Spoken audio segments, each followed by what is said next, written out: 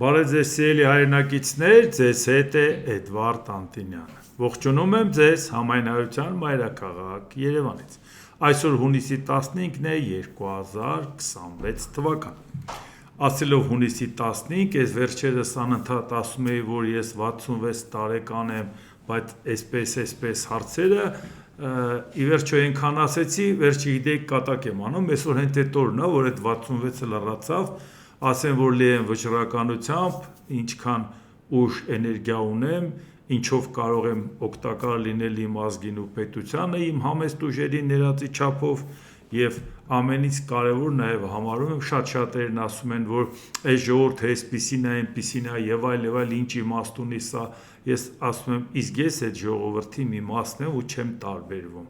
ինչ ենք անում, նեղանում ենք մի կողմ ենք քաշվում ու համարում, որ դա էր հարցի լուծումը, եթե մի մարդ էլ իր վերաբերմունքը փոխի, մի մարդ էլ գրագիտությունը կարևորի, մի մարդ էլ սկզբունքայնությունն ու հետևողականությունը կարևորի, գաղափարը կարևորի, ուրեմն մենք մի քայլ առաջ կատարեցինք։ Եթե երիտասարդները, որոնք քաղաքականացված չեն և այս պարագայում շատ մեծ ինֆորմացիա են ստանում, բայց քաղաքականացված չեն, և նրանց փոխարեն ուրիշներն են ընտրություն կատարում և նրանց ճակատագիրը որոշում, եթե կարող եմ ես այս տարիքում վարակիչ լինել իրանց համար այն առումով, որ լսեք այդ ամեն ինչը, պատկերացրեք ձեր ապագայի կերտմանը, լծվեք ինքներդ, էլի կհամարեմ, որ կյանքս իզուր չեմ ապրել, հիմա գործ շատ ունենք, անցնենք առաջ։ Երեկ ինչ-որ հայտարարություն արվեց խորհրդարանական ընտրությունների արդյունքների և երկրում ստեղծված քաղաքական իրավիճակի վերաբերյալ 6 քաղաքական ուժ համատեղ հայտարարություն են տարածել։ Երկար չկարդամ, հայտարարում ենք ընտրությունների վերաբերյալ ներկայացված պաշտոնական տվյալները չեն արտացոլում ժողովրդի իրական կամքը և ընտրությունների ստույգ արդյունքները։ Նման պայմաններում արձանագրված արդյունքները չեն կարող հիմք հանդիսանալ լեգիտիմ և ժողովրդի մեծամասնության վստահությունը վայելող իշխանության ձևավորման համար։ Երկրում իրավիճակի հետագա ցանկացած էսկալացիայի ողջ պատասխանատվությունն ամբողջությամբ ընկնում է Նիկոլ Փաշինյանի և նրա վարչախմբի վրա։ Ստորագրել են այդ 6-ից Ուժեղ Հայաստան, Հայաստան Դաշինք, Բարգավաճ Հայաստան, Լուսավոր Հայաստան, Հայ ազգային կոնգրես, Ազգային ժողովրդական բևեռ։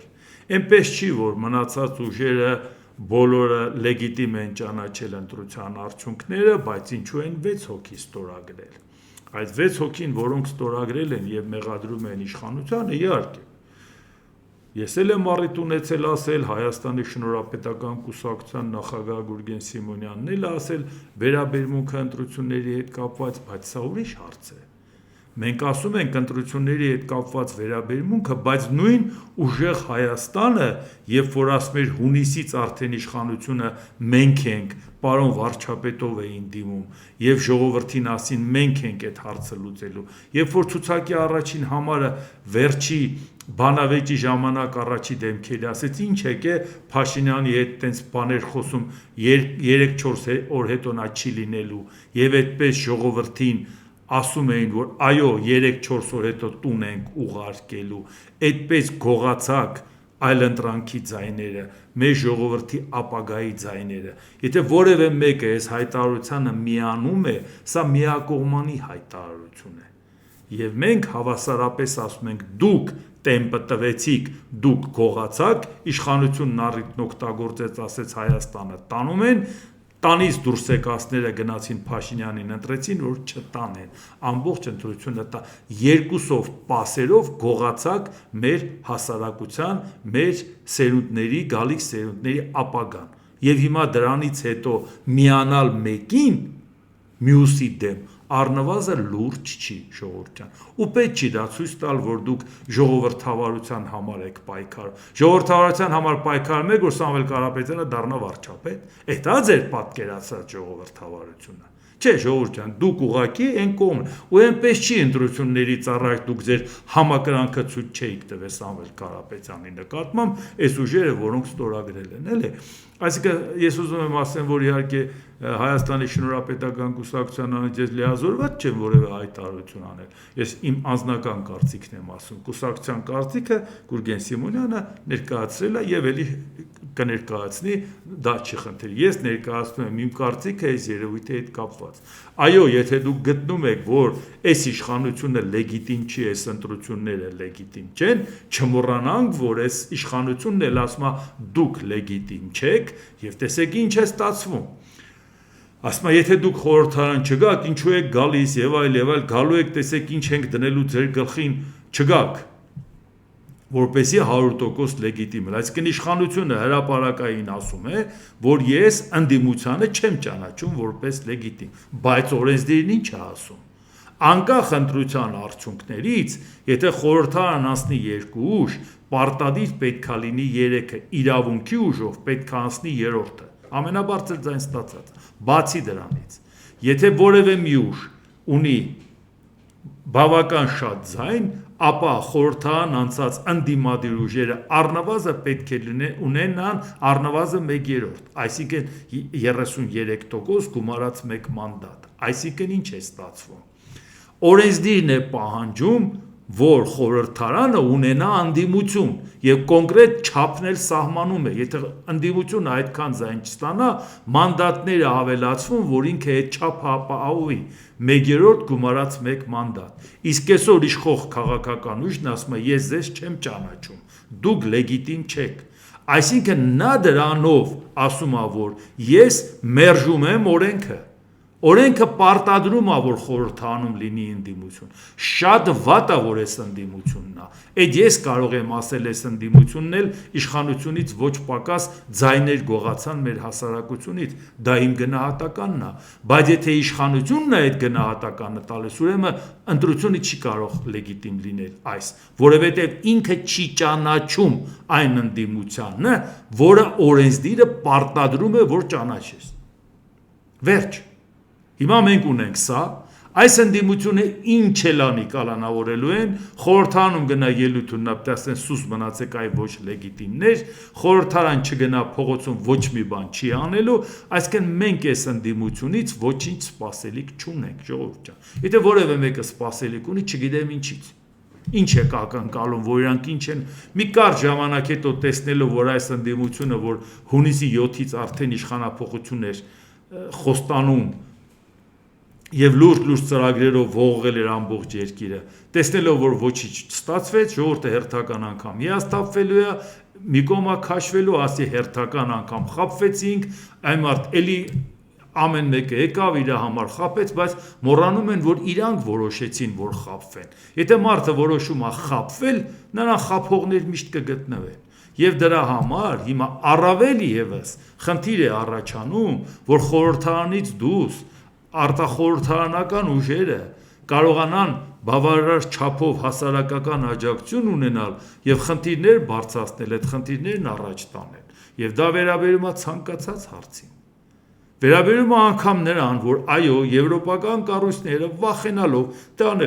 կանրադառնանք, մտածելով, որ Հայաստանը կարող է Ռուսաստանը տանել եւ նրանք մտածում են մի բան էլ աչք փագենք, բայց մենք չենք պատրաստվում աչք փագել։ Եթե մենք ունենայինք բավարար լիազորություններ, լինեինք խորհրդարանում, ցանկացած միջազգային հանդիպման ժամանակ կասեինք, հասկացանք, որ դուք հենց գիտեք, Նիկոլ Փաշինյանը Հայաստանը արևմուտք է տանում, բայց Նիկոլ Փաշինյանը Հայաստանը արևմուտք չի տանում։ Ենթադրենք Սամվել Կարապետյանին որպես բոբո ցույց տվեցին եւ Նիկոլ Փաշինյանին աջակցեցիք, բայց այս մարդը չի տանելու Հայաստանը։ Մենք մեր նման մարդիկ են այդ ամեն ինչը առաջ տանելու։ Հիմա չուզեցան, որ մենք այդ լծակը ունենանք, այդ միջազգային շփումներն ու կապերն ունենանք եւ դնենք խնդիրները իր տեղը։ Ասենք սա է։ Դե բայց դա չի նշանակում, որ գոնե այն ինչ հնարավորություն ունենք, մենք այդ ամեն ինչը չզարգացնենք ու առաջ չտանենք։ Այսինքն ես ուզում եմ ասեմ, որ այս ամեն ինչը նոր է սկսվում, չի ավարտվել։ Այս ամեն ինչը նոր է սկսվում, որտեղ աշխարհաքաղաքական տարածաշրջանային լարվածությունները սպառված չեն, նույնիսկ եթե Ամերիկան ասում է, որ Իրանի հետ համաձայնության է եկել, դրան էլ կանդրադառնանք։ Եվ ներպետական նաև լարվածությունը ավարտված չէ։ Այս հարափոփոխ աշխարհում, որ տեսնում ենք ինչա կատարվում։ Այսինքն մենք պետք է ամեն ինչ անենք, որ կարողանանք մեր վրա վերցնենք այդ բեռը, որովհետև ինչպես տեսնում եք, հիմա ինչով են զբաղված։ Նա նրան ասում լեգիտիմ չես, նա նրան ասում լեգիտիմ չես։ Մենք էլ ասում ենք երկուսդ էլ լեգիտիմ չեք։ Եթե երկուսից մեկն էլ լեգիտիմ չի, ապա նշանակում ամբողջությամբ չի։ Եվ այսօր որ Վահագն Հովակիմյանը կենտրոնական ընտրական հանձնաժողովի նախագահը բացատրում էր, թե ինչի պետք է վերահաշվարկից նոր ընտրություն չանել այդ տեղամասերում, պարզաբանումներ էր ասում, որ նրան էլ քննադատում էին նաև մարդիկ, ովքեր մեծ շփում ունեն, միջազգային փորձ ունեն արևմուտքի հետ աշխատելու, հրապարակային մարդիկ են, բայց այնքան իրանք ինֆորմացված են եւ նաեւ շատ հարցերում ասոցացվում են իշխանության հետ, երբ որ իրանք փորձում են բացատրել այս ինչ վատ բան է անում Վահագն Հովակիմյանը, ով իրանք հրաշալի գիտեն, որ Վահագն Հովակիմյանին եթե Նիկոլ Փաշինյանն ասի մտի մի հատ սենյակ դուրս չգաս, նա այդ սենյակից դուրս չի գա։ Եթե ասեն դուրս արի սենյակից ներս չմտնես, նա դուրս կգա միջանցքում կկանգնի։ Ով է Վահագն Հովակիմյանը, որ դուք քննադատելով Վահագն Հովակիմյանին չեք ուզում ասեք, որ նա կատարել է Նիկոլ Փաշինյանի հանձնարարությունը։ Դրանով եթե փորձում եք ձեր դեմքը փրկել, որ այնուամենայնիվ դուք դժգոհ եք, այս ինչ է կատարվում, մարդիկ դա էլ են հասկանում։ Կամ մեկ հասցեատեր Նիկոլ Փաշինյան, եթե ձեր դուք գտնում եք, որ ընտրությունը կեղծվել է, եթե գտնում եք, որ պիտի նոր ընտրություն լինի, եթե գտնում եք, որ օրենք է խախտել Վահագն Հովակիմյանը կենտրոնական ընտրական հանձնաժողով, եթե այդ բոլորը գտնում եք, բայց չեք գտնում, որ այդ արել է Նիկոլ Փաշինյանը, ոչ թե Վահագն Հովակիմյանը, դե կներեք, էլի ժողովուրդ ջան, դրա համար մենք այս արդյունքը ունենք, նաև ձեր պատճառով այս արդյունքը ունենք, որովհետև այդ կարգի կիսաճշմարտությամբ դեմք փրկելու չի լինում։ Այդ ձևով է կարել, որ այս ամեն ինչի առաջ են կանգնած։ Կիրթ ու գրագետ մարդիկ, ովքեր կախված չեն Նիկոլ Փաշինյանի բարեհաճությունից եւ իրանց օրվա հացը կարող են աշխատել, այդ մարդիկ անգամ ինչա ձեզ պատահել։ Լուրջ գտնում եք, որ Վահագն Հովակիմյանը ինքնուրույն որոշում է կայացել եւ այդ ձևով ավարվել, սենց դատապետում է կառավոտից երեկո։ Նիկոլ Փաշինյանը ինքն է հայտարարել, որ լեգիտիմ չի։ Եթե ինքը ասում է, որ այս ընդդիմությունը լեգիտիմ չի, վերջ չի կարող լինել մի խորհրդարան, որտեղ ընդդիմությունը լեգիտիմ չի։ Օրենսդիրը պահանջում է այդ ընդդիմության գոյությունը։ Այլապես այդ խորհրդարանը լեգիտիմ չի։ Օրենսդիրն է պահանջում, այսօր օրենք է խախտում գործող իշխանությունը իր հայտարարություններով։ Այնպես խոստովանական ցուցմունք են տալի ժողովուրդ ջան, նույնիսկ պետք չի ինչ որ բան ենթադրել։ Այնա իրանք ասում են, էլի։ Ու դրա համար առավել քան կարևորվում է առաջիկայի հետ կապված մենք չգիտենք ինչ զարգացումներ կլինեն, հերթական կլինի, արտահերթ կլինի, առավելևս որ այս խորհրդարանից սպասելիք չունենք ու այս ռուսամետ ընդդիմությունից սպասելիք չունենք։ Դե դուք պատկերացրեք, այս իշխանությունից էլ չունենք, ախր։ Իսկ հիմա նայենք Եվրոպայից ինչ արձագանքներ ունենք։ Եվրամիության ընդլայնման հարցերով եվրոպական հանձնակատար Մարտակոս Մենք ֆինանսական օգնություն կտրամադրենք եւ կօգնենք հեշտացնել Հայաստանի առևտուրը հարևանների եւ Եվրոպայի հետ։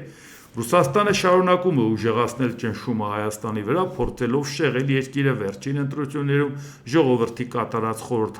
ժողովրդավարական ընտրությունից։ Ես հանդիպեցի արտաքին գործերի նախարար Արարատ Միրզոյանի հետ վաղվա արտաքին գործերի խորհրդի նիստից առաջ, որտեղ մենք անդամ պետությունների հետ քննարկենք Հայաստանին շարունակական աջակցություն ցուցաբերելու եւ մեր համերաշխությունը ցույց տալու հարցերը։ Լսում եք Մարտակոսի կարծիքը եւ տեսնում եք, որ նրանք շատ ակտիվ ձևով քայլեր են անում եւ ֆինանսական աջակցություն եւ որոշակի խնդիրներ լուծեն, որովհետեւ այնուամենայնիվ մենք հանկարծակի եկանք։ Տարիներով ու տասնամյակներով խոսում ենք, որ պետք է պատրաստվել Եվրամիության հետ աշխատելու, պարզվում է, որ վերջի պահին հասկացանք, որ Ռուսաստանը կարող է փակել ինչ-որ ապրանքների դեմը, որովհետև ինչի, որովհետև Նիկոլ Փաշինյանը կարծում էր, որ Պուտինի հետ նենց է պայմանավորվել հավատարմության երթումից հետո, պետք է որ ինքը խնդիր չունենար, բայց հիմա լավ, այս վիճակում արևմուտքը ձեռք է մեկնում եւ միակ մարտակոսը չի, շարունակենք դա էլ կարդանք ու ասեմ։ Եվրամիության արտաքին քաղաքականության եւ անվտանգության հարցերով բարձր ներկայացուցիչ Կայա Կալլաս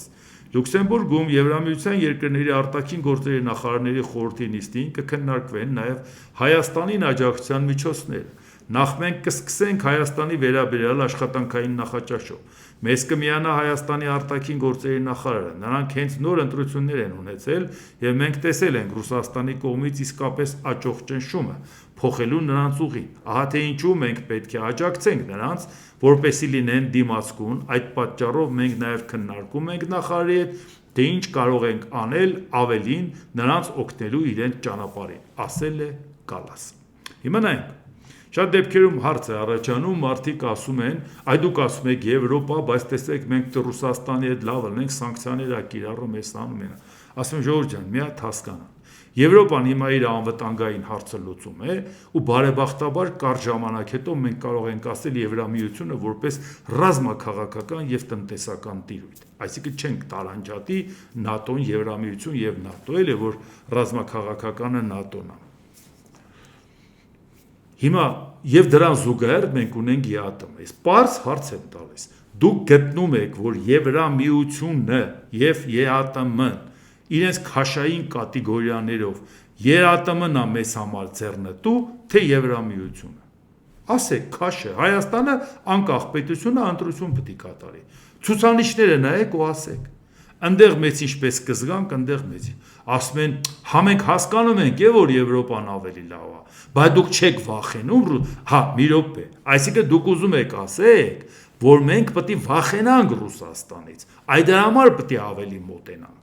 Իսկ ես ասում եմ, եթե դուք գտնում եք, որ Եվրամիությունն ավելի լավ է, քան ԵԱՏՄ-ն, եկեք մտածենք այդ վախը ոնց հաղթահարենք,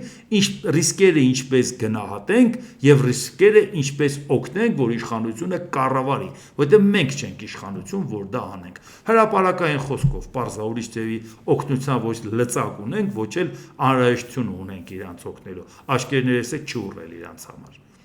Բայց հարց դուք հիմա ինչ եք ասում։ Պետք է Ռուսաստանի հետ վատ չլնել, լավ լնել, որովհետև մեզ ճնշում, հա։ Այսինքն դուք վախենում եք Ռուսաստանից, հասկանում եք, որ Եվրամիությունն ավելի լավ է, քան ԵԱՏՄ-ն, բայց վախենում եք Ռուսաստանից։ Դե եկեք մտածենք ոնց անենք չվախենանք։ Քայլերը ինչ հաջորդականությամբ անենք, Եվրոպայի հետ ինչպես աշխատենք։ Որտեղ եթե դուք գտնում եք, որ ԵԱՏՄ-ն ավելի լավ է, քան Եվրամիությունը, արդեն անիմաստ է ձեր հետ բան խոսալ։ Դուք ուղղակի կարող եք շատ հանգիստ գրվել, ասենք, Պուտին ամեռ ու վերջ։ Ես կապսոսեմ իմ թանկագին ժամանակը կամ իմ էներգիան բացատրեմ մեկին, որը գտնում է, որ ԵԱՏՄ-ն ավելի լավ է, քան Եվրամիությունը։ Կամ գտնում է, որ Ռուսաստանը եղբայրական երկիր է, չի կարելի նրան դավաճանել։ Եթե ինքը այս ամբողջը մեր գլխին անցածով, պատմական ամբողջ ճանապարհով գտնում է, որ Ռուսաստանը եղբայրական երկիր է եւ մենք ենք դավաճանողը, ելի ափսոս է իմ թանկագին ժամանակը, որ դա ծախսեմ բացատրեմ, որտեւ ես ամբողջ օրը դա եմ բացատրում։ Անհատապես պետք չի բացատրեմ։ Դա նշանակում է մենք ունենք ավելի լավ բան, այդ ավելի լավին հասնելու համար պետք է մտածենք այդ ճանապարհը ինչպես ենք հասնում։ Քայլերը հետևողական ինչպես ենք անում։ Դանդաղի ու արագի խնդիրը չէ, հետևողականության խնդիրն է, ռիսկերը գնահատելու ու կառավարելու խնդիրն է։ Որովհետև հիմա նայեք, Ռուսաստանի արտաքին հետախուզության ծառայության տնօրեն Սերգեյ Նարիշկին, եթե հայկական ղեկավարությունը հույսը դնի բացառապես արևմուտքի ինչ-որ օգնության աջակցության վրա, ապա իհարկե սխալ կգործի եւ այդ դեպքում իրավիճակը երկրի ներսում կբարթանա։ Իհարկե լրացուցիչ խոչընդոտներ եւ դժվարություններ կառաջանան երկրի տնտեսական զարգացման գործում, բայց ես այնուամենայնիվ հուսով եմ, որ Հայաստանի ղեկավարությունը խելամիտ կվարվի։ Եվ ինչ ասում Սերգեյ Նարիշկինը, մեզ համար կարևոր է, որ երկու երկրների միջև պահպանվեն լավ հարաբերություններ, որ համագործակցությունն ու փոխգործակցությունը զարգանան բոլոր ոլորտներում՝ տնտեսական, մարդասիրական, ռազմական եւ ռազմատեխնիկական։ Հիմա հարց. Դու ուզում ես, որ Հայաստանի հետ ունենաք լավ հարաբերություն, Եվ գյուղացին կամ ֆերմերը պետք է իր ապրանքը թափի, որպեսի ճնշում գործադրի իշխանության վրա, որպեսի իշխանություն փոխվի։ Բայց ես ո՞նց կարա նորմալ գործընկեր ընդունեն։ Դուք պատժում եք նրանց, ովքեր ձեր հետ տարիներով աշխատում են, եւ նրանք շատ բարձր են գնահատում ձեր հետ համագործակցությունը, եւ շատ գոհ են ձեր հետ համագործակցությունից, որտեղ իրաց ապրանքը վաճառում են Ռուսաստան։ Իրանց պատժումը այն Ռուսաստանը, որի իրանք այդ Ռուսաստանի հետ շատ լավ հարաբերություն ունեն։ Եվ իրանք բարձր են գնահատում Ռուսաստանի հետ գործընկերությունը։ Դուք նեղացնում եք այն մարդկանց, ովքեր ձեր գործընկերներն էին, ձեր հետ աշխատում էին։ Այս սա է ձեր վերաբերմունքը։ Ու դրանով դուք ուզում եք ինչ անեք։ Դուք ուզում եք անել այնպես,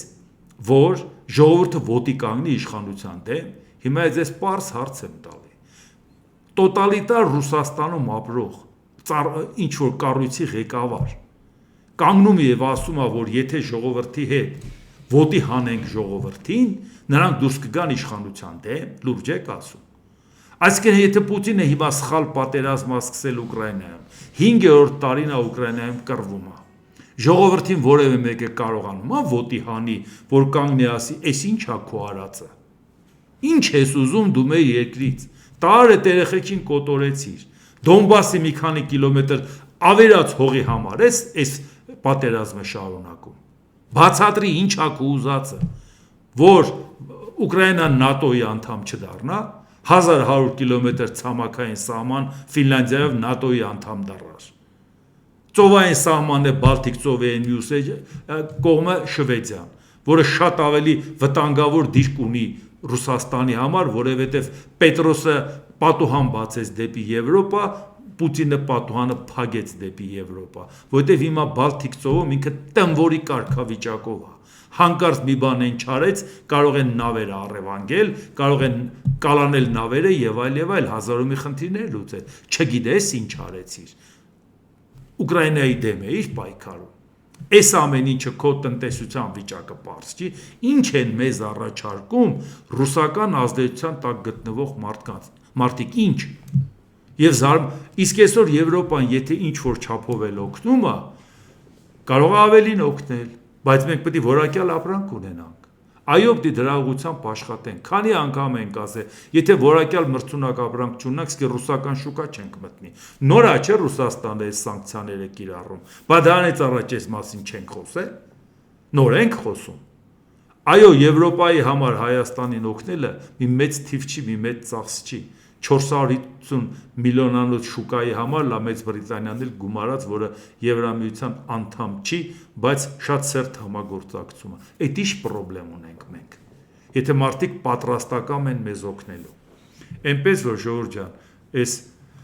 ընտրությունների թեմայով էլ ասենք, որ արդեն պատկերացրեցիք, այո, շատ լուրջ անելիք կա, որը որ այդ բեռը ընկնելու է արտախորհրդարանական ուժերի վրա, հատկապես այն ուժերի, որոնք հետևողական պետքա պայքարեն, հասարակությանը բացատրեն, որ Եվրոպայի հետ աշխատանքը պետք է հետևողական լինի, գաղափարական, արժեհամակարգային, սկզբունքային եւ պետք չէ ամեն օր վախենալ, թե Ռուսաստանն է։ Եթե այսօր Ռուսաստանի վախից կոտրվես,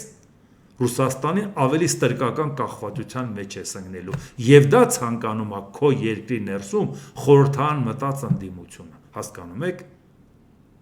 Դա գործակալի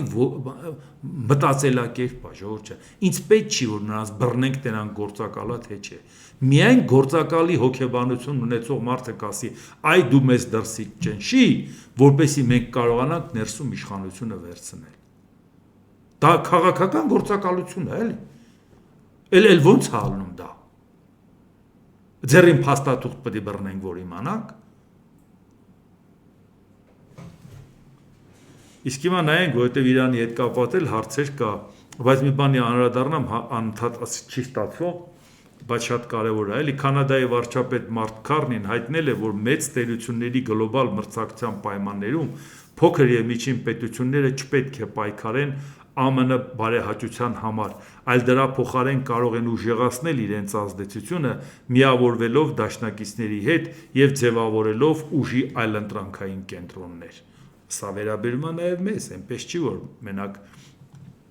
այլ փոքր պետությունների վերաբերյալ։ Քարնին ընդգծել է, որ միջին մակարդակի երկրները կարող են բազմապատկել իրենց ուժը, համակարգելով գործողությունները գործընկերների հետ, որոնք կիսում են ընդհանուր արժեքներ։ Կանադայի և Եվրամիության համախառն ներուժը ըստ բնակչության, տնտեսության և պաշտպանական ծախսերի համադրելի է աշխարհի խոշորագույն խաղացողների հետ, ինչը նրանց թույլ է տալիս հանդես գալ որպես ազդեցության ինքնուրույն բլոկ։ Եվրոպական շրջագայության շրջանակում, որը տեղի է ունենում Ֆրանսիայում մեծ յոթնյակի գագաթնաժողովից առաջ, Քարնին բանակցություններ է վարել նաև Ֆրանսիայի նախագահ Էմանուել Մակրոնի հետ։ Քարնին հայտնել է, որ նոր աշխարհակարգը կձևավորվի սկսելով Եվրոպայից և ընդգծել է Կանադայի համագործակցության խորացումը Եվրոպայի հետ, ներառյալ Օտտավայի մասնակցությունը եվրոպական պաշտպանական նախաձեռնություններին և տնտեսական կապերի ընդլայնմանը։ Սա շատ կարևոր հարց է Եվրոպայի հետ կապված, Կանադան շատ լուրջ խաղացող է, Կանադայի հետ կապված պետք է իսկապես շատ լուրջ վերաբերվել դրան, ինչքան էլ որ արհամարհական ձևով խոսում էր Դոնալդ Թրամփը Կանադայի հասցեին, արդյունքում ինչի հասավ։ Բայց և միևնույն ժամանակ ուզում եմ ասել, որ Մարկ Քարնին որակապես տարբերվում է Իրանից առաջվա վարչապետ Ջասթին Տրյուդոյից։ Այս մարդը շատ լուրջ գործի գիտակ մարդ է, շատ հանգիստ, առանց ճղճղան ելույթների ու խոսքերի, գլուխը կախ, բանկիր, ֆինանսիստ, ինքը գիտի իր անելիքը, շատ հանգիստ իր երկրի համար շատ լուրջ քայլեր է կատարում և խիստ կարևորում է և տնտեսական կապերը և անվտանգային է Եվրոպայի հետ կապված։ Եվ նույնիսկ սա որպես կոնցեպտ ներկայացնում է, հերիք է, սպասեք, բարեհաճությունից օգտվեք Ամերիկայի, գնացեք և ձեր գործընկերների հետ համակարգային ձևով ապրեք ու աշխատեք, մեզ համար նույնը Եվրամիության հետ կապված չի, իսկ Կանադան հենց այնպես սովորական խաղացող չի։ 1975 թվականի օգոստոսի 1-ին Եվրոպայի անվտանգության համագործակցության ԵԱՀԿ-ի Հելսինկյան եզրափակիչ ակտը որ կար, այդ ժամանակ որ որոշում էր Եվրոպայի անվտանգության հարցը, 33 եվրոպական պետություն էր մասնակցում, Ամերիկան ու Կանադան, այսինքն Կանադան նույնպես երաշխավոր էր եվրոպական անվտանգության, սա չպետք է մոռանալ։ Չպետք է մոռանալ, որ Կանադան նաև Եվրոպայի անվտանգության հետ կապված, որտեղ ՆԱՏՕ-ն ստեղծվել է հենց եվրոպական երկրների անվտանգության համար 49 թվականի ապրիլի 4-ին, Կանադան այդ հիմնադիր անդամներից մեկն էր։ Եվ հազիվ թե դուք գտնեք որևէ պատերազմ, որ թև ու թիկունք չի եղել Եվրոպայի համար կամ Ամերիկայի Միացյալ Նահանգների համար։ Եվ այո, Մարկ Քարնին, ես ասեմ ձեզ, որ շատերը նաև ասել եմ, չէ, որ թերահավատորեն են մոտենում և Էմանուել Մակրոնին և Մերցին, Ֆրիդրիխ Մերցին և Կիր Սթարմերին իրանց երկրներում, բայց Քարնիի հետ կապված Կանադայում համենայն դեպս վերաբերմունքը այդպիսին չի, բայց ինքն էլ որակապես շատ լուրջ անելիքներ ունի նոր աշխարհակարգի հետ կապված։ Ես շատ կարևորում եմ այդ մարդու աշխատանքը, անկախ նույնիսկ նրանից, թե երկրի ներսում իրան ոնց կընկալեն։ Չնայած համարում եմ, որ համենայն դեպս Տրյուդոյից հետո պետք է որ լավ ընկալեն։ Հիմա մենք նայենք, որ այս ամեն ինչով մենք էլ պետք է մտածենք, թե ապագայում Եվրոպայի հետ համագործակցության հետ կապված տեսեք ինչպիսի գործընկերներ են շահագրգռված Եվրամիության հետ աշխատելով։ Իսկ հիմա տեսնենք Իրանի հետ կապված ինչ փուլում ենք։ Պակիստանի վարչապետ Շեհբազ Շարիֆ, Իրանի և ԱՄՆ-ի միջև խաղաղության պայմանագրի պաշտոնական ստորագրման արարողությունը տեղի կունենա հունիսի 19-ին Շվեյցարիայում։ Ինտենսիվ բանակցություններից հետո մենք ուրախ ենք հայտարարել, որ Ամերիկայի Միացյալ Նահանգների և Իրանի Իսլամական Հանրապետության միջև խաղաղության պայմանագիրը ձեռք է բերվել։ Երկու կողմերն էլ հայտարարել են, որ բոլոր ճակատներում, այդ թվում Լիբանանում ուշադիր սա, ռազմական գործողությունների անհապաղ և մշտական դադարեցման մասին։ ԱՄՆ նախագահ Դոնալդ Թրամփը ոգևորված դրանից հիմա ասում է. Իրանի հետ գործարքն ավարտին է հասցվել, բոլորին շնորհավորում եմ, այս պահից ես ամբողջությամբ թույլատրում եմ Հորմուզի նեղուցի անմաքս բացումը և միաժամանակ թույլատրում եմ անհապաղ հասնել ԱՄՆ-ի ռազմածովային շրջափակումը հանել ներողություն։ Աշխարհի նավեր, միացրեք ձեր շարժիչները, թող նավթը հոսի։ Իհարկե, այսպես նավթը հոսեց, Թրամփը ոգևորված, բայց հիմա սառը ջրի ցնցուղը պահում է Իսրայելը։ Հիմա դե Թրամփը պետք է որոշի Իսրայելի հետ իր հարաբերությունները։ Իսրայելի ազգային անվտանգության նախարար Իթամար Բեն Գվիր, Թրամփի համաձայնագիրը մեզ չի պարտավորեցնում։ Իսրայելը ենթակա չէ Միացյալ Նահանգներին եւ մենք անկախ ու ինքնիշխան պետություն ենք։ Մեր պարտքն է Իսրայելի քաղաքացիների, Իսրայելի պաշտպանության բանակի զինվորների եւ հայրենի ժողովրդի առաջ, ինչպես նաեւ մեր պատմության պարտքը հալածված եւ սպանված հրեաների հանդեպ, ապահովել հրեաների անվտանգությունը Իսրայելի երկրում։ Մենք սիրում ենք ԱՄՆ եւ երախտապարտ ենք նախագահ Թրամփին։ Միևնույն ժամանակ Իսրայել պետությունը բանանի հանրապետություն չէ։ Իմ դիրքորոշումը հստակ է։ Մենք այս համաձայնագրի կողմ չենք, որը չի հոգում մեր անվտանգության մասին, եւ այն մեզ որևէ կերպ չի պարտավորեցնում։ Մենք չպետք է համաձայնենք Հեզբոլլահի կազմալուծումից պակաս որևէ բանի։ Մենք չպետք է նահանջենք որևէ տարածքից, որը մեր մարտիկները գրավել են եւ մաքրել են ահաբեկչական ենթակառուցվածքներից։ Ահա Դոնալդ Տրամփը համաձայնագիր է ուզում ստորագրի Իրանի հետ երկարաժամկետ խաղաղության համար, պայմանագրի մեջ հաշվի են առնում Լիբանանում պատերազմի դադարեցնելը, Իսրայելն ասում է ես դա չեմ ընդունում։ Բացի դրանից Հեզբոլլահի հետ կռվելուց բացի այն տարածքները, որը վերցրել եմ, դուրս չեմ գալու, դա իմն է։ Ինչ է անելու Դոնալդ Տրամփը։ Իսկ հարց է առաջացնում։ Եթե այդ խոչընդոտ հանդիսանա, որ Իրանի հետ համաձայնության չգան, դա խնդիր է, եթե այնպես ստացվի, որ Ամերիկայի Միացյալ Նահանգներն ու Իրանը պայմանավորվածություն ձեռք բերեն եւ Իսրայելն ասի ես Լիբանանի հարցում չեմ զիջում, Ամերիկայի կարծիքն էլ չի հետարկում, նույնիսկ եթե համարենք, որ սա իրանք պասերով պայմանավորվել են Թրամփի հետ, Նեթանյահուն Տրամփի հետ պայմանավորվել, միևնույնն է սա Ամերիկայի Միացյալ Նահանգների հեղինակությանը, Տրամփի հեղինակությանը հարված է։ Նա ասում է պայմանավորվել են նաեւ Լիբանանի հարցը, Իսրայելը կանգնում ասում է Ամերիկան չի որոշելու։ Մենք քո համար բանանային պետություն չենք, մենք չենք ընդունում այդ պայմանագիրը, որի մեջ Լիբանանի հարցը գրած է։ Սա նշանակում է, որ Իսրայելն ասում է որտեղ մտա, դուրս չեմ գալու։ Այդ իմն է։ Ադրբեջանն էլ մտե մեր տարածք, վաղը որ ասեց, որ մտա դուրս չեմ գալու, ում ենք մեղադրելու, ում ենք բողոքելու, եթե մենք ճիշտ գործընկեր չընտրենք։ Բա ամեն անգամ ուրիշի օրինակը, որ ուսումնասիրում ենք, նաև գիտենք, չէ՞ որ նման կարգի հարց մեր առաջ էլ կարող է կանգնի։ Իսրայելի վարչապետ Բենյամին Նեթանյահուն ԱՄՆ առաջնորդ Դոնալդ Տրամփին հայտարարել է, որ Իսրայելը զորքերը դուրս չի բերի Լիբանանից եւ իրեն պարտավորված չի համարում կատարել ԱՄՆ-ի եւ Իրանի միջև համաձայնագրի լիբանանյան վերապահումը։ Այսինքն դա կետ է, որը մտած է համաձայնագրի մեջ։ Եվ ասում են մենք դա չենք ընդունում։ Բայց դա ում խոսնահեղինակազրկում։ Բոլորը գիտեին, որ Իսրայելը պարտադրեց Թրամփին, որ կռիվ սկսի, հետո տեսանք արդյունքը, հիմա Տրամփը ասեց, թե հերիք է արդեն գոնե գնանք խաղաղության, Իսրայելը ասում է, եթե դու գնում ես խաղաղության, ես չեմ գնում։ Դա հասկանում եք, դա ինչ է նշանակում։ Նեթանյահուն հստակ հասկացրել է, որ Իսրայելի պաշտպանության բանակը կմնա Լիբանանում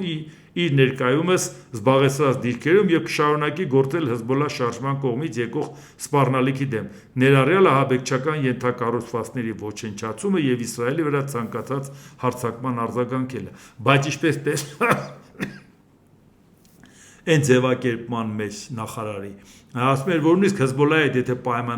պայքարենք, մեկը մենք մեր այն ինչ որ վերցրել ենք, հետ չենք տալու։ Իսկ ԱՄՆ նախագահ Դոնալդ Տրամփը դժգոհություն է հայտնել Իսրայելի վարչապետ Բենյամին Նեթանյահուի գործողություններից Բեյրութի հարավային արվարձանի վրա Իսրայելի վերջին հարվածից հետո, որը տեղի էր ունեցել ամերիկա-իրանական հուշագրի ենթադրյալ ստորագրումից քիչ առաջ։ Տրամփը չափազանց կոշտ է արտահայտվել Նեթանյահուի հարված հասցնելու որոշման մասին։ Նեթանյահուն ոչ մի անիծյալ ողջախոհություն չունի։ Ես դա ասել եմ նրան, հայտարարել է Տրամփը։ Տրամփը իր գնահատականներում նույնիսկ ավելի կտրուկ է եղել, դա էլ որոշակի տարածում են, որ ասեն նույնիսկ ավելի կտրուկ է ասել, քան ինքը հրապարակային դա ասում է։ ԱՄՆ նախագահը հայտարարել է, ինչու Բիբին հասցրեց այդ հարվածը։ Հեզբոլլահը կրակ է բացել եւ բառացիորեն ոչինչի չի դիպել, ոչ ոք չի տուժել, իսկ հետո նա որոշեց իրականացնել այս անիծյալ հարձակումը, այն էլ հենց Բեյրութում։ Դա իսկապես զայրացրեց ինձ։ Հա, որ զայրացրեց, ինչ արեցիր։ Բա մենք դրանից ենք չէ սպասում, թե ինչա տեղի ունենալու։ Մենք սպասում ենք, մտածում ենք Ամերիկայի հետ համագործակցության մասին։ Եվ շատ շատերն ասում են առաջին տեղում Ամերիկան է, ես էլ ասում եմ ոչ, ժողովուրդ ջան։ Ամերիկան աշխարհում առաջի տեղում է, բայց Հայաստանի շահերից է բխում առաջի տեղում դնել Եվրամիությունը։ Իսրայելի պաշտպանության նախարար Իսրայել Կացը հայտարարել է, որ իսրայելական ուժերը դուրս չեն բերվի հարավային Լիբանանից ԱՄՆ-Իրան հրադադարի համաձայնագրի շրջանակում եւ որ այդ դիրքորոշումը փոխանցվել է ԱՄՆ նախագահ Դոնալդ Թրամփին։ Այսինքն նաեւ ասում է, որ Թրամփին մենք ասել ենք, որ դուրս չենք բերելու, թե ինքը ինչ է պայմանավորվել, մեր անունից ինչ հաստ է, տենց բան չկա։ Այսինքն նույնիսկ իրանք հրապարակում են, որ Թրամփը տեղեկացված է եղել։ Իսկ Թրամփը նենց է ցույց տալը, ասում է, բայց ասել է չխփեք։ Ինչ է կատարվում։ Իսրայելը դեմ է Լիբանանից բանակի դուրսբերմանը, չնայած արկա եւ սպասվող ճնշմանը։ Հայտարարել է Կացը, անուղղակիորեն ընդունելով, որ Լիբանանն ԱՄՆ-Իրան հրադադարի համաձայնագրի մաս է կազմում։ Դե դա նորություն չի, որ մաս է կազմում։ Հիմա դուք տեսաք,